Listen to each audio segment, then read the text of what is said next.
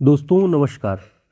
आज की इस क्लास में हम कवि रहीम के बारे में, जिनका नाम अब्दुल रहीम खान खाना है, आज उनके बारे में हम पढ़ेंगे। अब तक हमने रसखान के बारे में, घनानंद के बारे में और हिंदी साहित्य के महत्वपूर्ण जितने बड़े रचनाकार थे, लगभग उन पर हमने कई कक्षाएं पढ़ी हुई हैं। आज रहीम जी पर हम ये स्पेशल क्लास लेकर के आपके लिए आए हैं। आचार्य रामचंद्र शुक्ल जी ने इन्हें भक्ति काल के अंतर्गत सगुण धारा के फुटकल रचनाकारों में इनका स्थान दिया हुआ है, इसे ध्यान रखें।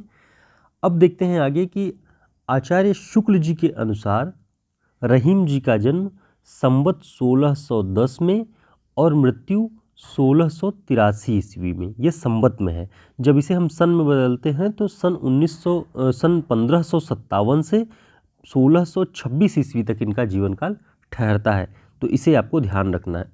डॉक्टर नगेंद्र जी ने इनका जो जीवन काल है वो 1556 से 1638 ईस्वी तक माना है, तो 1 साल का फर्क दोनों विद्वानों के अनुसार है इनके जन्म में। इसे आप ध्यान रखिए। शुक्ल जी के अनुसार जो है वो मान्य होता है, उसे ध्यान रखिएगा, ये आपकी जानकारी के लिए बता दिया गया है। रहीम अकबर के प्रसिद्ध मुगल सरदार बैरम खान खाना के पुत्र थे। यानी जो कवि रहीम थे अकबर के दरबारी कवियों में आते थे, इसलिए कि प्रसिद्ध मुगल सरदार बैरम खान खाना के ये पुत्र थे, तो मुगल सरदार ही थे, इसलिए इनके जो है अकबर के दरबारी कवियों में इनका एक मूर्धन्य स्थान बना। इसे आपको ध्यान रखना है, क्योंकि ऐसा प्रायः पूछ लिया जाता है परीक्षाओं में कि अकबर के दरबारी कवियों में निम्न में से कौन था, कौन नहीं था। तो कविगंग और रहीम जी दोनों अकबर के दरबारी कवियों में थे, तो हमें ये पॉइंट ध्यान रखना है। शुक्ल जी ने इनके बारे में लिखा है कि ये दानी और परोपकारी ऐसे थे कि अपने समय के कर्ण माने जाते थे। इनकी दानशीलता हृदय की सच्ची प्रेरणा के रूप में थी। कीर्ति की कामना से उसका कोई संपर्क नहीं था। यानी केवल कीर्ति प्राप्त करने के लिए, यश प्राप्त करने के लिए वे दान नहीं करते थे, बल्कि सच्ची जो इनकी दानशीलता थी वो सच्ची थी, ऐसा शुक्ल जी मानते हैं, और अपने समय के ये कर्ण माने जाते थे। अब इसी दानशीलता को केंद्र में रख के आगे पूरी की पूरी बात शुक्ल जी ने इनके बारे में कही है, और ये बताया है कि ये बादशाह जहांगीर के समय तक वर्तमान रहे हैं। ठीक, लड़ाई के दौरान धोखा देने के आरोप में जहांगीर के समय में इनकी सारी जागीर जब्त कर ली गई और ये कैद कर लिए गए थे। ये दानी प्रवृत्ति होने के कारण धन न रहने पर भी याचकों को खाली नहीं जाने देते थे। अपनी आर्थिक विपन्नता की अवस्था में वे लिखते हैं, तबहि लो जीवो भलो देबो होय न धीम, और जग में रहिबो कुंचित गति उचित न होय रहीम। यानी कि जब तक जियो तब तक देने की प्रवृत्ति, दान करने की प्रवृत्ति बनी रहनी चाहिए। जग में कुंचित होकर, संकुचित होकर के, एक तरह से कहिए कि कंजूस होकर के जो है अगर आप जीते हैं, लोगों के लिए नहीं जीते हैं, तो ये गति उचित नहीं होती है, रहीम जी ऐसा कहते हैं। तो हुआ ये कि जब इन्हें धोखा देने के आरोप में इन्हें जो कारागार में बंद कर दिया गया, इनकी पूरी जागीर जब्त कर ली गई, तब जब कोई आता था इनसे याचना करने या मांगने, तो उस पर ये दुखी होकर, द्रवित होकर के इस बात को कहते हैं और अपने आप को समझाते हैं कि तब तक दान करना चाहिए जब तक कि जीवन है, और जग में रह कर के और अपना हाथ खींच के या दान न करना ये उचित नहीं होता, ऐसा इन्होंने कहा। गोस्वामी तुलसीदास जी से भी इनका बहुत स्नेह था। ठीक, आगे हम देखते हैं कि तुलसीदास जी से इनका किस तरह का संबंध था। तुलसीदास जी एक गरीब व्यक्ति की आर्थिक मदद के लिए एक दोहा लिखकर रहीम जी के पास भेजते हैं। तब वो तुलसीदास जी लिखते हैं कि सुरतीय नरतीय नागतीय यह चाहत सब कोय, यह लिख करके उस व्यक्ति के हाथ से उन्होंने रहीम जी को पहुंचवाया।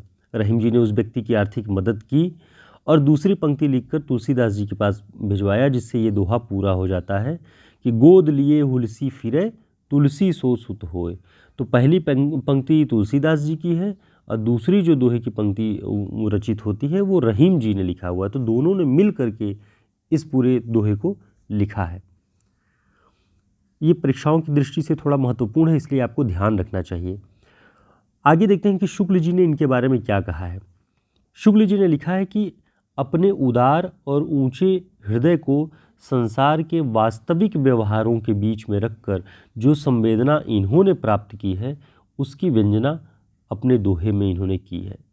आगे लिखते हैं शुक्ल जी कि तुलसी के वचनों के समान ही रहीम के वचन भी हिंदी भाषी भूभाग में सर्वसाधारण के मुंह पर रहते हैं। यानी रहीम के दोहे तो आप लोग जानते होंगे कि लगभग हर व्यक्ति रहीम के दोहों से परिचित होता है, क्योंकि नीति संबंधी दोहे इनके हिंदी भूभाग में लगभग सबकी ज़ुबान पे हैं। ठीक वैसे ही जैसे तुलसीदास जी के दोहे लोगों की ज़ुबान पे होते हैं।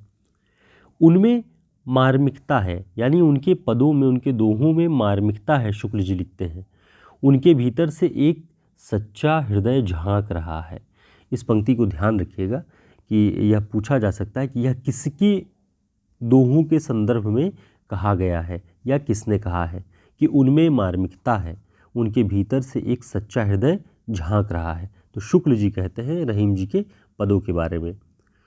आगे शुक्ल जी और लिखते हैं कि रहीम का हृदय द्रवीभूत होने के लिए कल्पना की अपेक्षा नहीं रखता। ठीक, कि कल्पना के माध्यम से ही उनका हृदय द्रवित हो सकता है। वह संसार के सच्चे और प्रत्यक्ष व्यवहारों में ही अपने द्रवीभूत होने के लिए पर्याप्त स्वरूप पा जाता था। ठीक, तो कोई बनावटीपन, कोई कल्पना की बात उनके हृदय के द्रवीभूत में नहीं था। वो संसार के सच्चे रूपों से को देख करके द्रवित होते थे। रहीम जी ब्रज और अवधी, पश्चिमी और पूर्वी दोनों काव्य भाषाओं में समान रूप से कुशल थे। ऐसे ही तुलसीदास जी भी थे, शुक्ल जी लिखते हैं। मित्रों, आप इन सभी नोट्स को पूरा एक जगह पुस्तकाकार रूप में चाहते हैं तो आप हमारे ये हिंदी साहित्य शॉर्ट नोट्स ले सकते हैं। ये आपको PDF फॉर्मेट में और प्रिंट बुक में दोनों पे मिल जाएगा। तो आप हमारे इस नंबर पे संपर्क करके व्हाट्सएप से अगर आप नोट्स चाहते हैं तो संपर्क करिएगा। बहुत ही मूल्य कम रखा हुआ है आप लोगों के लिए, जो कि आपकी परीक्षाओं के लिए उपयोगी है। लगभग सभी BPSC हो, उत्तराखंड LT हो, असिस्टेंट प्रोफेसर की परीक्षा हो, सब में आपको ये काम आएगा। आगे देखते हैं रहीम जी की महत्वपूर्ण जो रचनाएं थी वो कौन सी थी। बरवय नायिका भेद, शुक्ल जी ने लिखा है कि यह बड़ी सुंदर अवधी भाषा में लिखा गया है। रहीम दोहावली या सतसई, इसमें उनके नीति संबंधी दोहे आपको दिखाई देंगे। श्रृंगार सोरठा, मदनाष्टक, मदनाष्टक में कृष्ण लीला संबंधी 8 पद मिलते हैं। ठीक, ध्यान रखिएगा। रास पंचाध्यायी, खेट कौतुकम, ये ज्योतिष ग्रंथ है। ये ध्यान रखिएगा, परीक्षाओं में अगर पूछ ले कि रहीम का कौन सा ग्रंथ ज्योतिष ग्रंथ है तो खेट कौतुकम। ठीक, अच्छा, इसकी भाषा क्या है? संस्कृत और फारसी की खिचड़ी। संस्कृत और हिंदी की खिचड़ी तो आप देख लेंगे तो कई जगह मिल जाएगा। संस्कृत और फारसी की खिचड़ी है ये ग्रंथ खेट कौतुकम। ठीक, इसमें मनुष्य जीवन पर ग्रह नक्षत्रों के प्रभाव का संक्षिप्त प्रभाव है। ठीक है, उसी का अध्ययन इसमें दिखाई पड़ेगा। आगे देखिए, इनकी और कुछ रचनाएं हैं जो कि बाद में खोज के पश्चात मिली। जैसे भरतपुर के पंडित माया शंकर जी याज्ञिक ने इनकी रचनाओं का पता लगाया नगर शोभा नाम से। इसमें जौहरीन, रंगरेजिन, तुर्किन, कैथिन, गुजरी आदि विविध जातियों की स्त्रियों का चित्रण मिलता है नगर शोभा में। ठीक, फुटकल बरवय मिलते हैं और फुटकल कवित्त सवैये भी मिलते हैं। माया शंकर जी याज्ञिक ने रहीम का एक पूरा संग्रह रहीम रत्नावली नाम से निकाला। तो ये पूछा जा सकता है कि रहीम रत्नावली के संपादक कौन है, तो माया शंकर जी याज्ञिक, इन्होंने ही इनके अन्य रचनाओं की खोज की। आगे देखते हैं इनके कुछ प्रसिद्ध दोहों के बारे में जिन्हें आप ध्यान रखिएगा, या परीक्षा में पूछा भी जा सकता है कि भोरहि बोल कोयलिया बढ़वति ताप, घड़ी एक भरी आलिया रहु चुपचाप। ठीक, घड़ी, घड़ी, क्षण, इस तरह से है कि सुबह सुबह बोल के कोयलिया जो है ताप बढ़ाती है। घड़ी एक भरी आलिया, हे सखी कुछ देर कुछ क्षण के लिए चुप रहो, इस तरह की बात उसमें मिलती है। ये विरह वर्णन है। ये कमल दली नैनन की उन्मान, बिसरत नाहि सखी मोमनते मंद मंद मुस्कान। कमल दल नैनन की उन्मान, कमल के समान नेत्रों की उन्माद, उन्मान माने उन्माद, वो उन्माद की तरह है। बिसरत नाहि सखी मोमनते मंद मंद मुस्कान। तो इस तरह की चीज़ें उन्होंने लिखी हुई हैं। इनके दोहे हैं, इनके नीति संबंधी दोहे बहुत प्रसिद्ध हैं और इन्हें भी आप ध्यान रखिएगा। इनकी रचनाओं को ध्यान रखिएगा। इनकी रचनाओं की खोज किसने की उसे ध्यान रखिए, माया शंकर याज्ञिक जी ने। ठीक, तो परीक्षाओं की दृष्टि से आपके लिए बहुत उपयोगी होगा। उम्मीद है आप तैयारी अच्छे से कर रहे होंगे। परीक्षाएं नज़दीक हैं और उन परीक्षाओं की दृष्टि से जुड़े रहिए और हमारे व्हाट्सएप ग्रुप और टेलीग्राम चैनल को ज़रूर ज्वाइन करिए, जिससे आपको समय पे जानकारी मिलती रहे। क्लासेस कब हो रही हैं, कौन सी इंपॉर्टेंट क्लासेस हैं जो कि अब तक आपकी नज़र में नहीं पड़ी हैं, हम उसे बीच में शेयर भी करते रहते हैं उसमें। फिर मिलते हैं एक नए क्लास के साथ, तब तक के लिए नमस्कार।